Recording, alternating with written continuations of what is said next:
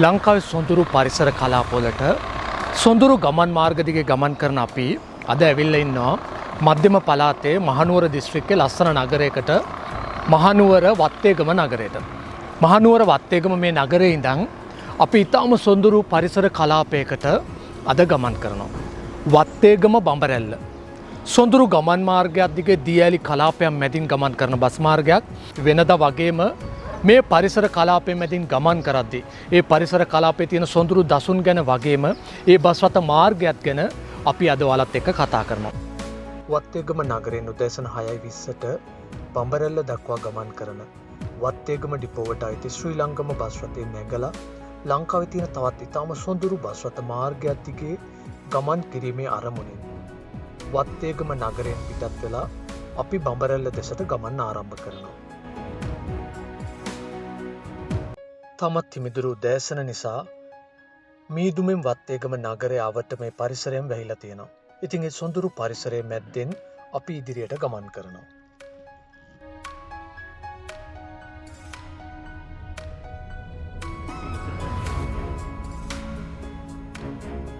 වත්තේගම නගරේ ඉඳන් කිලෝමීටරයක් විතර ගමන් කරද්දී මේ මාර්ගයේ හමු වෙන පළවෙනි දියඇල්ල අපිට හමු වෙනවා.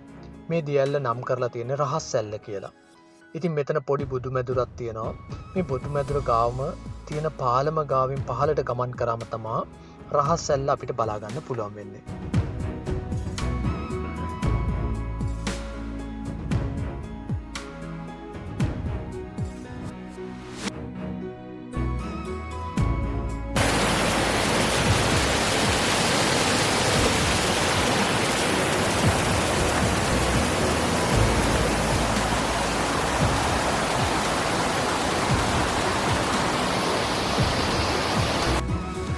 මේ දියඇල්ල මීටර් 15ක පමණ උසකින් යුක්ත වෙනවා. මේ දිය දහර රහස් ඇල්ල රක්ෂිත වනාන්තරය මැද්දෙන් ගලාගෙන ඇවිල්ලා මෙතනින් පසුව මේ ජල දහර මහවැලි ගඟට වැටෙනවා. මේ දියඇල්ලේ සොඳුරු දර්ශන ලබාගත් අපි නැවතත් ඉදිරියට ගමන් කරනවා.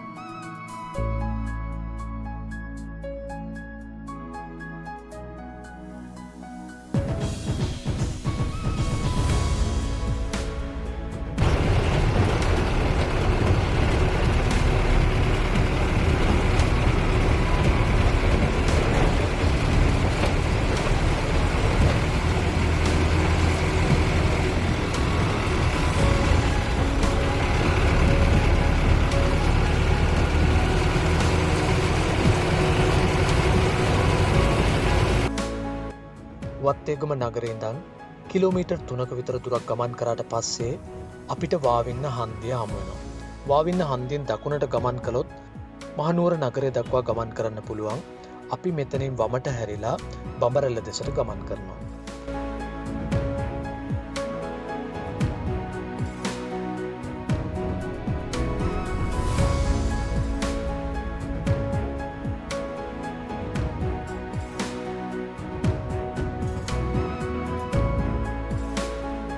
අපි අද ගමනාන්තය මධ්‍යම පළාතේ මහනුවර දිස්ත්‍රික්කයේ වත්තේගම නගරයේ සිට ඈත කොනක පිහිටලා තියෙන පුංචි ලස්සන ගමක් බඹරැල්ල. මේ ප්‍රදේශය ලංකාවේ වැඩිම වර්ෂාපතනයක් ලැබෙන නකල්ස් රක්ෂිත මායිමේ තමයි පිහිටලා තියෙන්නේ. නකල්ස් රක්ෂිතයේ පහස නිසාම දියඇලි ගණනාවක් මේ ප්‍රදේශයේ පිහිටලා තියෙනවා. ඉතින් මේ ලස්සන ගමනාන්තය දෙසට අපි ගමන් කරමින් ඉන්නවා.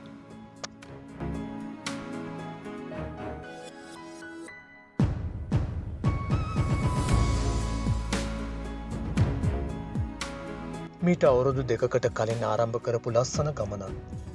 අපි ලස්සන බස් රථ මාර්ගවල ගමන් කරලා ඒ බස් රථ මාර්ගවල සියලුම තොරතුරු අලත් එක්ක බෙදා හදා ගන්නවා. ඒ වගේම මේ බස් රථ මාර්ගයේ අවට තියෙන සොඳුරු ස්ථාන ගැන අපි ඔයාලව දැනුවත් කරනවා. බස් රථ මාර්ගයේ බස් වේලාවන් ඇතුළු සියලුම තොරතුරු අපි ඔයාලත් එක්ක කතා කරනවා. මේ සොඳුරු ගමන් කරන්නේ මම ඔයාලත් එක්කමයි. ඔයාලා ගොඩාක් දෙනෙක් යෝජනා කරනවා. ලස්සන බස් රථ මාර්ගයක් තියෙනවා මේ බස් රථ මාර්ගයේ ගමන් කරලා බලන්න කියලා. ඉතින් එතනින් පසුව මම මේ බස් රථ මාර්ග ගැන තොරතුරු හොයනවා. එතනින් පසුව තමයි මම මේ වීඩියෝ ලබා ගනිමින් මේ බස් රථ මාර්ගවල යන්නේ. මේ බස් රථ මාර්ගයේ ගමන් කරද්දී මම එකතු කරගන්න සියලුම තොරතුරු මම ඔයාලත් එක්ක බෙදා හදා ගන්නවා. ඉතින් මේ නිසා ගොඩාක් දෙනෙක් පොදු ප්‍රවාහන බස් රථවල නැගලා මේ බස් රථ මාර්ග දිගේ මේ සොඳුරු පරිසරයේ රස විඳමින් ගමන් කරනවා කියලා මට දැනගන්න ලැබිලා තියෙනවා. ඒ ගැන ඉතාම නිහතමානීව මම සතුටු වෙනවා.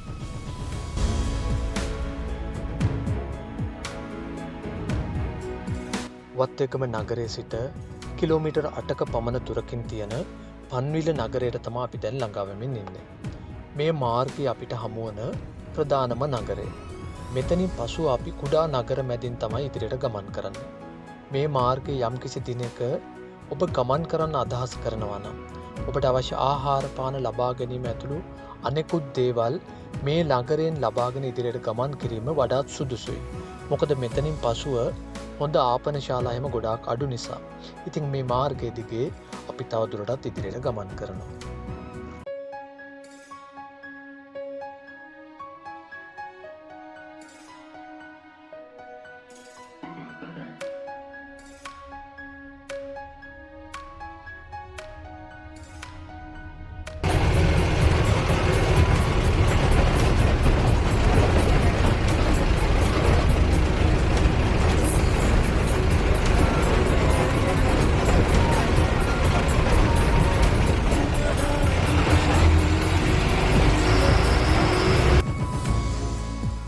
පන්විල නගරයෙන් පසුව අපි සොඳුරු මාර්ගයක් දිගේ තේවතු මැදින් වැටිලා තියෙන වංගු සහිත මාර්ගයක් දිගේ ඉදිරියට ගමන් කරමින් ඉන්නවා.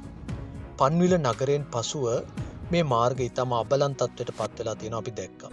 ඒ වගේම මාර්ගය ඊටම පටුයි. ඉතින් මේ මාර්ගය දිගේ ඉදිරියෙන් එන වාහනවලට ඉඩ ලබා දෙමින් අපේ බස් රථයේ රියදුරු කුමාර මහතා අපිවත් තරම් ප්‍රවේශමෙන් මේ මාර්ගය දිගේ ඉදිරියට ගමන් කරමින් ඉන්නවා.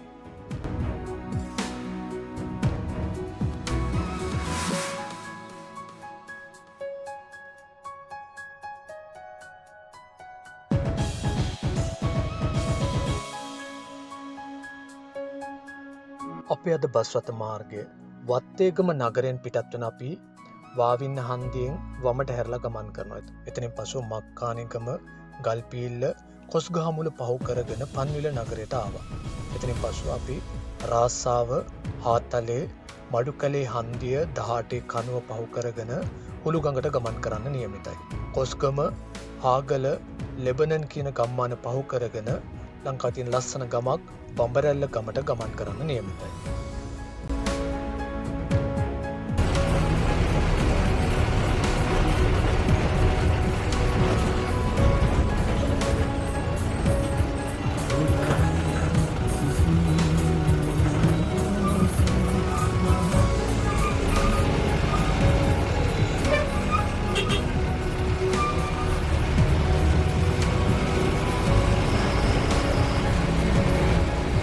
වත්තේගම නගරේ ඉඳන් කිලෝමීටර් 15ක පමණ දුරින් තියෙන මඩුල් කැලේ හන්දිය දෙසට තමයි අපි දැන් මේ ළඟා වෙමින් ඉන්නේ. මෙතනින් උඩට එහෙම නැත්නම් වමට ගමන් කරොත් කබරගල දක්වා මේ මාර්ගයේ ගමන් කරන්න පුළුවන්. මඩුල් කැලේ හන්දියේ තියෙන ප්‍රසිද්ධ දැන්වීම් පුවරුව තමයි මේ වල දකින්නේ. මේ සංචාරක පාරාදීසයේ තියෙන සුවිශේෂ ස්ථාන සියල්ලටම අපි මේ සිටින මඩුල් කැලේ හන්දිය සිට ගමන් කරන ආකාරය සහ එම ස්ථානවලට තියෙන දුර මේ දැන්වීම් පුවරුවේ තියෙනවා. මෙතනට පැමිණෙන සංචාරකයින්ට මේ දැන්වීම් පුවරුව මගින් සියලුම තොරතුරු ලබා ගන්න පුළුවන්. මඩුල් කැලේ හන්දිය පහු කරගෙන අපි බඹරැල්ල දෙසට ගමන් කරමින් ඉන්නවා.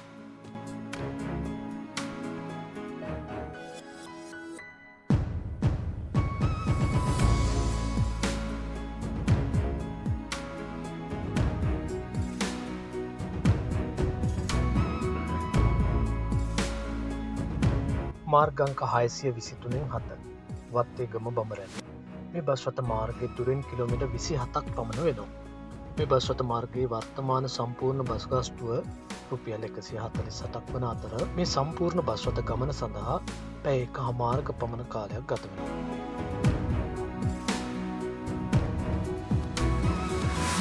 අපේ බස් රථයේ පැරණි යකඩ පාලමක් උඩින් ඉදිරියට ගමන් කරනවා. සොඳුරු බස් රථ මාර්ගයක් දිගේ බස් රථය ගමන් කරමින් තියෙනවා. මාර්ගය දැන් පෙරටත් වඩා අබලන් වෙලා තියෙනවා කියලා අපිට පේනවා.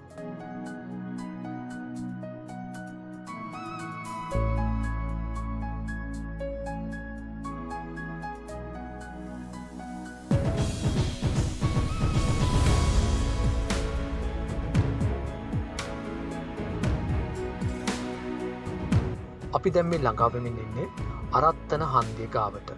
මෙතනින් දකුණට කිලෝමීටර් 4ක් වගේ දුරක් ගමන් කළොත් ලංකාවේ තියෙන තවත් ලස්සන දියැලක් වන කනාමැදිරි දියැල්ල ගාවට ගමන් කරන්න පුළුවන්.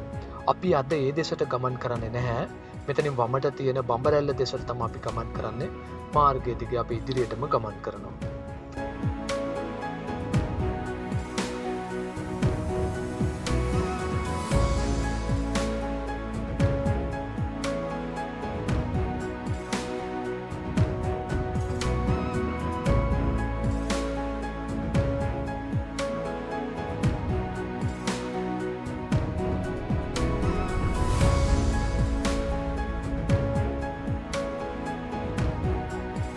හුළුගඟ ජල යෝජනා ක්‍රමය මගින් හුළුගඟේ සිට මැණික්කින්න කුණ්ඩසාලේ ආදී දුර ප්‍රදේශවලට පානීය ජලය රැගෙන යන ජල නල තමයි අපි මේ ඈතින් දකින්නේ. ඉතින් ඒ ස්ථානය පහු කරගෙන අපි තවදුරටත් ඉදිරියට ගමන් කරනවා.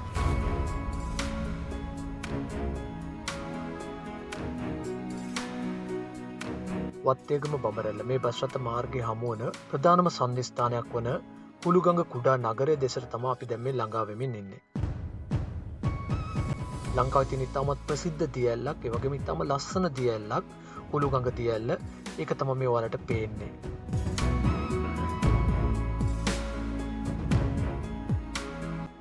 නකල්ස් රක්ෂිතේ ජලයෙන් පෝෂණය වෙන හුළුගඟ දියැල්ල උසින් මීටර් 75ක් පමණ වෙනවා. අපි අද පැමිණි සාමාන්‍ය දවසක වුණත් ඉතා විශාල ජල කඳක් මේ දියැල්ලෙන් පහළට ගලාගෙන යනවා ඔයාලට පේනවා. මේ දියැල්ල ගාවටම අපිට ගමන් කරන්න බැරි වුණත් මෙතනින් තියෙන පඩිපෙළක් දිගේ පහළට ගමන් කරාම හුළුගඟ දියැල්ල පහළටම ගිහින් අපිට බලන්න පුළුවන්. හුළුගඟ කුඩා නගරයේ තියෙන මහජන බැංකු ගොඩනැගිල්ලේ දකුණු පසින් තියෙන පඩිපෙළ දිගේ පහළට ගමන් කරලා මේ දියැල්ල පහළට ගිහින් බලන්න පුළුවන්. මේ දියැල්ල පහළට ගිහින් බලන්න රුපියල් 50ක ටිකට් පතක් මිලදී ගන්න ඕන.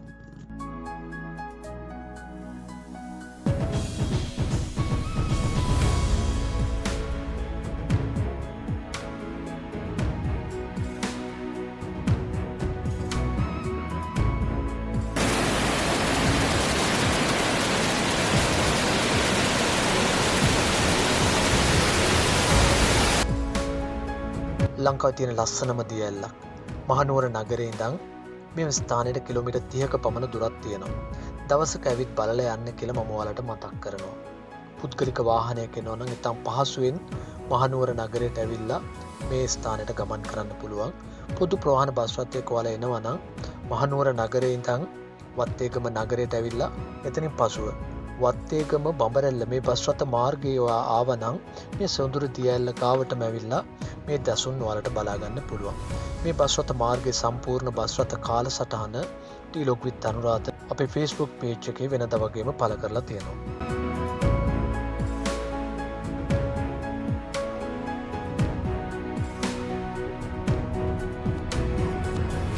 හුළුගඟ ඇල්ල පහු කරගෙන අපි නැවතත් බඹරැල්ල දෙසට ගමන් කරමින් ඉන්නවා. මේ ප්‍රදේශය පුරාම තේවතු විශාල ගණනාවක් තියෙනවා අපි දැක්කා. මේ ප්‍රදේශවල ජීවත් වෙන ගොඩාක් දෙනෙක් මේ තේවතු වල වැඩ කරලා තමයි ජීවත් වෙන්නේ. ඉතින් මේ ප්‍රදේශය මැදින් අපි ඉදිරියට ගමන් කරනවා.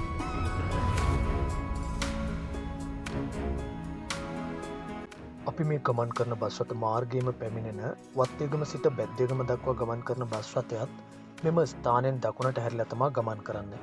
ඒ වගේම මේ බස් රථ මාර්ගයේම පැමිණෙන වත්තේගම සිට ගෝමරේ දක්වා ගමන් කරන බස් රථයත් මේ මාර්ගයේම පැමිණිලා ඉදිරියේදී හම්බ වෙන හන්දියකින් දකුණට හැරිලා ගමන් කරනවා. මේ ප්‍රදේශවල ජීවත් වෙන ගොඩාක් දෙනෙක් වත්තේගම බැද්දේගම බස් රථය, වත්තේගම ගෝමරේ බස් රථය සහ අපි අද මේ ගමන් කරන වත්තේගම බඹරැල්ල බස් රථ වලින් තමයි Tamanට අවශ්‍ය ප්‍රවාහන පහසුකම් ලබා ගන්න.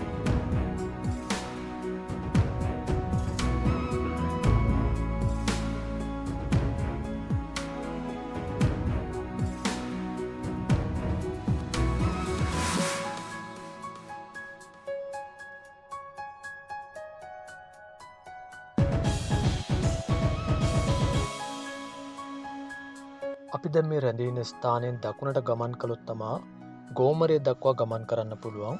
මෙතන ඉඳන් කිලෝමීටර් 1.5ක විතර දුරකින් ලංකාවේ තියෙන තවත් ලස්සන දියැලක් තියෙනවා ජෝඩු ඇල්ල කියලා. අපි ඉදිරියේදී ජෝඩු ඇල්ල ගාවට යන්න බලාපොරොත්තු වෙනවා. ඉතින් මේ මාර්ගය දිගේ ගමන් කරොත් ජෝඩු ඇල්ලට ගමන් කරන්න පුළුවන්. අපිට මේ ඉදිරියෙන් පෙනෙන පාලම ගාවෙන් අපි දකුණට හැරිලා තමයි බඹරැල්ලට ගමන් කරන්නේ. නමුත් මේ මාර්ගෙන් ඉදිරියට තවත් කිලෝමීටර් 4ක පමණ දුරක් ගමන් කරොත් ලංකාවේ තියෙන තවත් ලස්සන දියැලක් ලෙබනන් දියැල්ල බලන්න යන්න පුළුවන්. ඉතින් අපි මේ දියැල්ල බලන්න ගමන් කරන්නේ නැහැ අද. අපි මේ මාර්ගය දිගේ ඉදිරියටම ගමන් කරනවා බඹරැල්ල දක්වාම.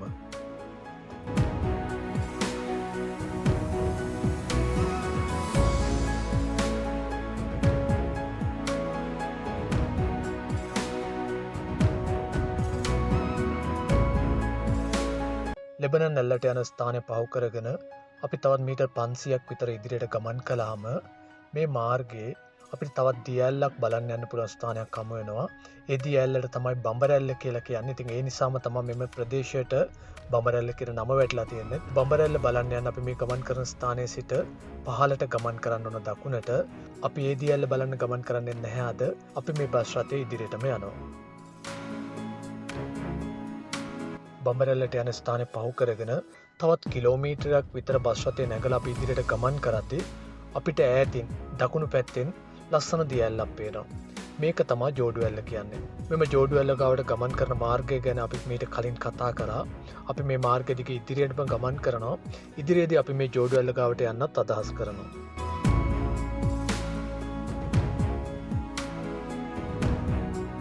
කිලෝමීටර් 27ක දුරක් ගෙවාගෙන ලස්සනම බස් රථ මාර්ගයක් දිගේ ආපු ගමනක අපි අද අපේ ගමනාන්තයට ළඟා වෙමින් ඉන්නවා.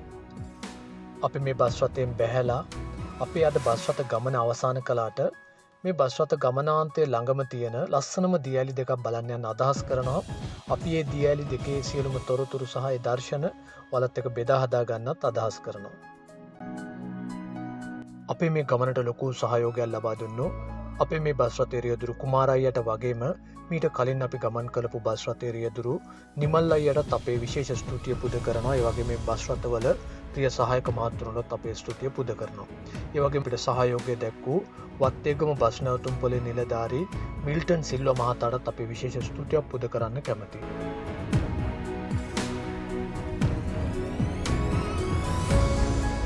වත්තේගම බඹරැල්ල බස් රථයේ ගමන් කරපු අපි බස් රථයෙන් බැහැලා මෙම ස්ථානයේ සිට කිලෝමීටර් 1.5ක දුරින් තියෙන ලස්සන දියැලක් වන සාරිය ඇල්ල බලන්න පිටත් වුණා.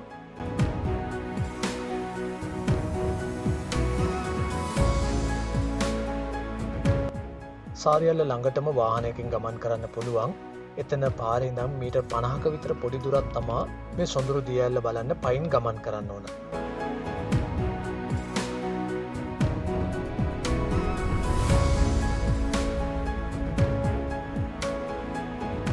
සාරියල්ල කියන්නේ ඉතාම ලස්සන දියැලක්. මේ දියැල්ල පාමුල ඉතාම ආරක්ෂිතව නාන්න පුළුවන් ස්ථානයක් කියලා අපි දැන් දැක්කා. මෙතන සාරියල්ල මීටර් 35ක උසකින් යුක්තයි. මේ ලස්සන සාරියල්ල සුදු පාට සාරියක් පහළට එල්ලෙනවා වගේ දර්ශනයක් තමයි මෙතනට ගියාට පස්සේ අපිට පේන්නේ.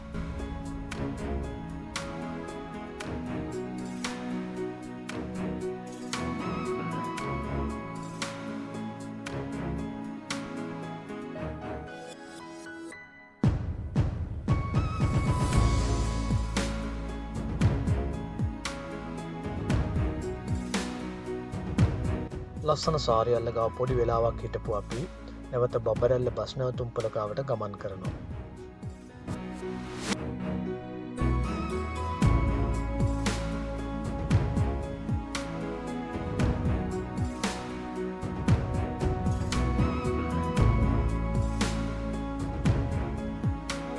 බඹරැල්ල බස් නැවතුම්පොළේ ඉඳන් දකුණු පැත්තට කිලෝමීටරයක් විතර ඇවිදගෙන ගියාට පස්සේ බඹරැල්ලේ තියෙන තවත් ලස්සනම දියැලක් වන ජෝඩු ඇල්ල ගාවට යන්න පුළුවන්. ඉතින් එම ස්ථානයට අපි පයින්ම ගමන් කරමින් ඉන්නවා.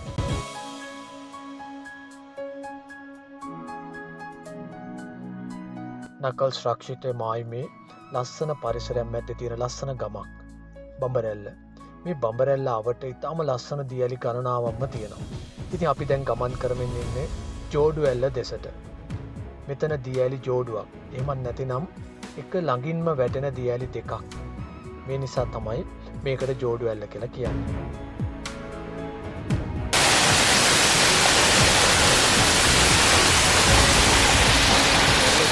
ජෝඩුවැල්ල මීටර් 45ක පමණ උසකින් යුක්ත වෙනවා. මෙම ස්ථානයේ සාරියැල්ල අසල වගේ නාන්න තටාකයක් පිහිටලා නැහැ. නමුත් තියැල්ල යටටම අපිට ගමන් කරන්න පුළුවන්. ආරක්ෂිතයි, පොඩ්ඩක් ගල් එස්සනවා. නමුත් මෙම ස්ථානය හරිම ලස්සන ස්ථානයක් කියන එක නම් ඔයාලට මං කියන්නම ඕන.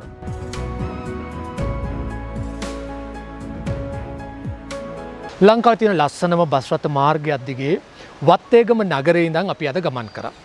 බම්බරැල්ල බස් නැවතුම්පල ගාව තමයි මම මේ රැඳිලා ඉන්නේ. මෙතනින් දකුණු පැත්තට ගමන් කරොත් ජෝඩුවැල්ල ගාවට ගමන් කරන්න පුළුවන්. ඉතින් අපි ජෝඩුවැල්ල ගාවට ගමන් කරා. ඒ සියලුම සොඳුරු දසුන් වලත් එක බෙදා හදාගත්තා. ඒ වගේම මෙතනින් උඩට ඉස්සරහට ගියා නම් සාරියැල්ල ගාවට යන්න පුළුවන්. ඉතින් ඒ සොඳුරු දසුනුත් අපි වලත් එක බෙදා හදාගත්තා. මේ වගේම සොඳුරු සංචාරයකදී නැවතත් අපි ගමන් කරනවා. ඒ සොඳුරුම දසුන් වලත් එක බෙදා හදා ගැනීම අරමුණ ඇතුව බම්බරැල්ල මේ බස් නැවතුම්පල ගාවින් අද අපේ මේ සොඳුරු සංචාරය නිමා කරනවා.